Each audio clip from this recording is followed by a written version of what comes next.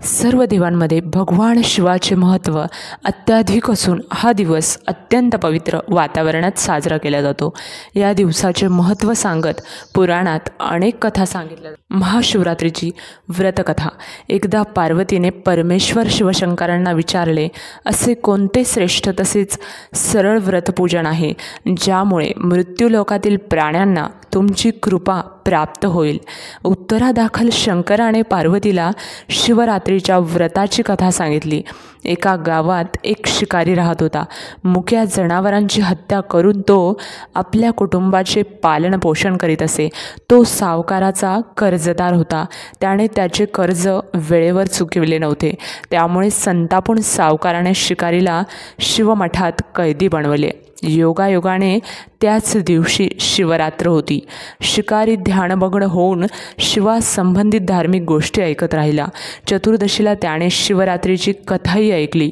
सायंकाळी सावकाराने त्याला जवळ बोलावून कर्ज फेडण्याविषयी विचारले. शिकारी दुसऱ्या दिवशी सर्व कर्ज फेडेन असे वचन देऊन कैदेतून सुटला. आपल्या दिनचर्येप्रमाणे तो जंगलात शिकारीसाठी निघाला. पण दिवसभर कैदेत राहिल्यामुळे तो तहान भुकेने व्याकुळ झाला होता. शिकार करण्यासाठी तो तलावाकाठच्या बेलपत्राच्या झाडावर मचाण बांधू लागला.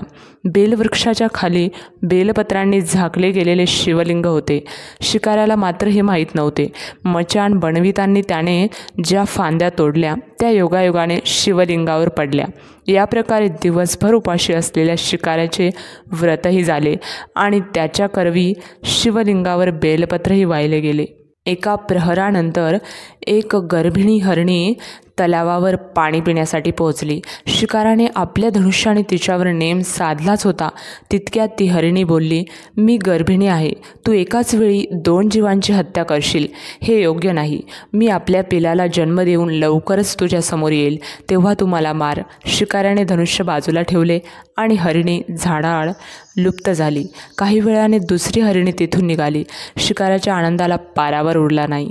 त्याने तिच्यावर नेम साधला. हे बघून त्या हरिणीने त्याला सांगितले की, हे पारधी, मी एक कामातूर विरहिणी आहे. आपल्या प्रियेच्या शोधात भटकत आहे. मी माझ्या पतीला भेटून लवकरच तुझ्याजवळ येईल. शिकारीने तिलाही जाऊ दिले. 2दा शिकार हातातून गेल्यामुळे तो चिंतित झाला.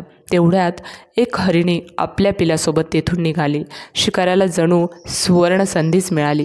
त्याने धनुष्याला बाण लावला आणि बाण सोडणार तेवढ्यात ती हरिणी बोलली, हे पारधी, मी माझ्या पिलाला त्याच्या वडिलांकडे सोडून लगेच येते. यावेळी तू मला मारू नकोस. शिकारी हसला आणि म्हणाला, समोर आलेली शिकार सोडून द्यायला मी काही मूर्ख नाही. याआधी मी 2दा शिकार गमावली आहे. माझी मुले तहान भुकेने व्याकुळ झाले असतील. उत्तरादाखल हरिणी म्हणाली, जशी तुला आपल्या मुलांची काळजी वाटते आहे तशीच मलाही वाटते आहे. त्यामुळे मी फक्त काही काळ तुझ्याकडून जीवदान मागत आहे. माझ्यावर विश्वास ठेव, मी लगेच परत येईल. हरिणीचा तो व्याकुळ स्वर ऐकून शिकाऱ्याला तिची दया आली. त्याने तिलाही जाऊ दिले. शिकार न मिळाल्यामुळे तो बेलाच्या झाडावर बसून बेलपत्र तोडत खाली फेकत होता. काही वेळाने एक धष्टपुष्ट मृग त्या रस्त्यावरून जात होता. आता त्या मृगाची नक्की शिकार करावी असा विचार केला. पण त्याच्यावर नेम धरला असता मृग दिनवाण्या स्वरात म्हणाला, हे पारधी, जर तू मला माझ्या आधी 3 हरिणींना मारले असेल तर मला मारण्यातही वेळ करू नकोस. म्हणजे त्यांच्या वियोगात मला एकही क्षणाचे दुःख सहन करावे लागणार नाही. मी त्यांचा पती आहे आणि जर तू त्यांना जीवनदान दिले असशील तर मला काही क्षणांसाठी जीवनदान देण्याची कृपा कर. मी त्यांना भेटून तुझ्यासमोर हजर होईल. मृगाचे बोलणे ऐकून शिकाऱ्याच्या डोळ्यासमोरून संपूर्ण रात्रीचे घटनाचक्र आले. त्याने सर्व कथा मृगाला ऐकवली. तेव्हा मृगाने सांगितले, माझ्या 3ही पत्नी येथून वचनबद्ध होऊन गेल्या आहेत. मात्र त्या माझ्या मृत्यूनंतर आपल्या धर्माचे पालन करू शकणार नाहीत. त्यामुळे तू मला आता जाऊ दे. मी त्यांच्या समवेत तुझ्यासमोर हजर होतो. उपवास, रात्रीचे जागरण तसेच शिवलिंगावर बेलपत्र चढविल्यामुळे शिकारीच्या हिंसक हृदयाचे निर्मल हृदयात परिवर्तन झाले होते. धनुष्य त्याच्या हातातून निसटले.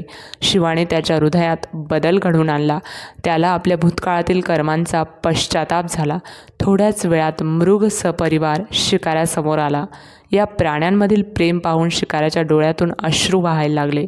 शिकाऱ्याने त्यांना न मारता आपणही मुक्या प्राण्यांची हिंसा न करण्याचे ठरविले.